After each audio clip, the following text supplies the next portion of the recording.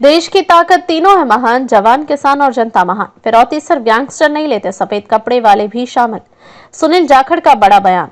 पंजाब भाजपा के प्रधान सुनील जाखड़ और नवनियुक्त कार्यकारी प्रधान अश्विनी शर्मा ने आज एक महत्वपूर्ण संयुक्त प्रेस कॉन्फ्रेंस की। यह न सिर्फ विपक्ष पर हमला था, बल्कि सरकार के सफेदपोश गैंगस्टरों और राजनीतिक दिखावे की परतें उधेड़ने का प्रयास भी। प्रेस कॉन्फ्रेंस की शुरुआत में जाखड़ ने मीडिया से कहा कि आज वह उन बातों का जवाब देना चाहते हैं जिन्हें सरकार नजरअंदाज कर रही है। इसके बाद उन्होंने अश्विनी शर्मा को गले लगाया और पूरे आत्मविश्वास से पत्रकारों के सामने आए।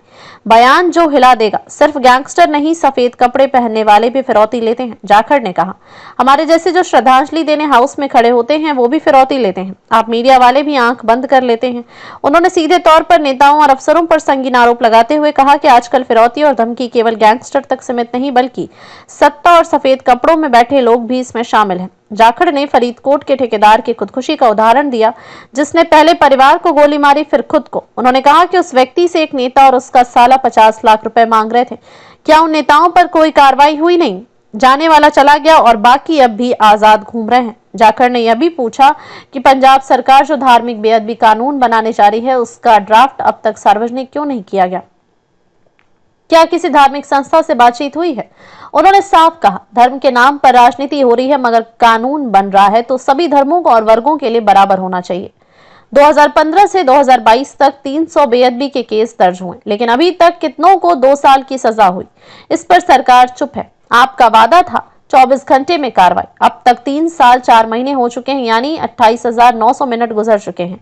क्या नतीजा मिला? जाखड़ से जब पूछा गया कि लॉरेंस बिश्नोई गुजरात की जेल में है और वहां भाजपा की सरकार है, तो उसे प्रोडक्शन वारंट पर लाने में सहयोग क्यों नहीं? इस पर उन्होंने कहा, जब वो पंजाब में था क्या हुआ? जेल से इंटरव्यू तक दिए। अगर सरकार ईमानदार होती तो उसे कब का लाया जा चुका होता। उन्होंने ये भी कहा कि सीएम मान ने अपने ही मंत्री डॉक्टर विजय सिंगला पर पैसे मांगने का आरोप लगाया। केस भी दर्ज हुआ, लेकिन अब वो फिर सीएम के साथ बैठते हैं। विधानसभा में कारोबारी संजय वर्मा को श्रद्धांजलि दी गई, जिस पर जाखड़ भावुक हो गए। उन्होंने कहा, वह खुद से बड़ा नाम नहीं थे, लेकिन 500 परिवारों को रोजगार देते थे। उनकी असली पहचान किसी को नहीं पता। ये श्रद्धांजलि बस औपचारिकता है। उन्होंने स्पीकर और सीएम पर सवाल उठाए कि इतनी बड़ी बात के बावजूद सीएम सदन में उपस्थित नहीं थे।